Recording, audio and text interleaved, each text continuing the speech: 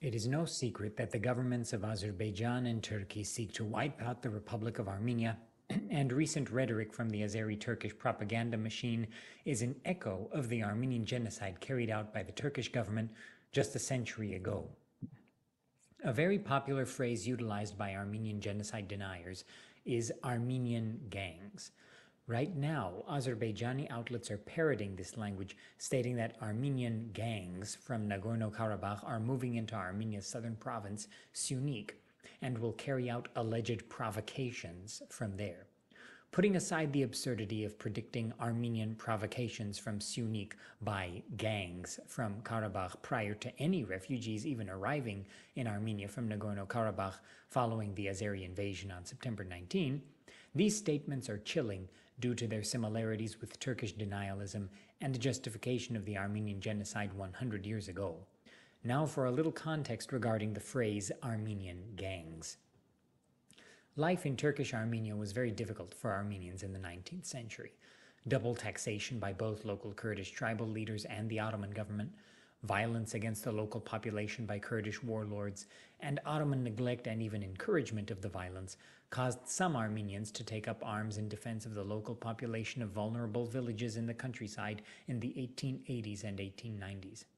The Turkish narrative is that these self-defense groups, that they call gangs, terrorized Turkish civilians so much that the Ottoman government had no choice but to carry out mass deportation and ethnic cleansing campaigns against Armenian civilians in the eastern vilayets. The narrative is that such a large number of Armenians were quote-unquote revolting against the empire that the deportations were justified and in fact aimed at protecting all local civilians, even the Armenians, allegedly. Again, putting aside the absurdity, the crux of this argument is that these gangs, when World War I began, were launching a large-scale rebellion with the intent to support the Russian conquest of Turkish Armenia. Firstly, even if this was the case, it would not justify a complete annihilation and displacement of the entire civilian Armenian population of the region, but it does not even correspond to reality at all. The number of Armenians from Turkish Armenia that went to fight for Russia or were ever involved in any self-defense operations was in the very low thousands at most. There were well over 100,000 Armenian conscripts fighting in the Ottoman military at the start of World War I, and when the genocide began, they met a little discussed end in military death camps. If there was in fact a large-scale revolt of Armenians in Turkish Armenia, then the genocide would not nearly have been as devastating. Many regions would have been able to hold out until the arrival of Entente forces.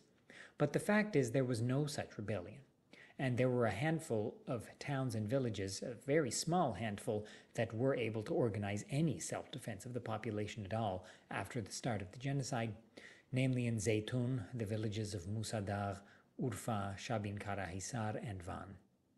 The utilization of the term Armenian gangs by the Azerbaijani media is as chilling as it is misleading, despite its absurdity for anyone with any knowledge of the conflict, and even to those with a little knowledge, but some common sense.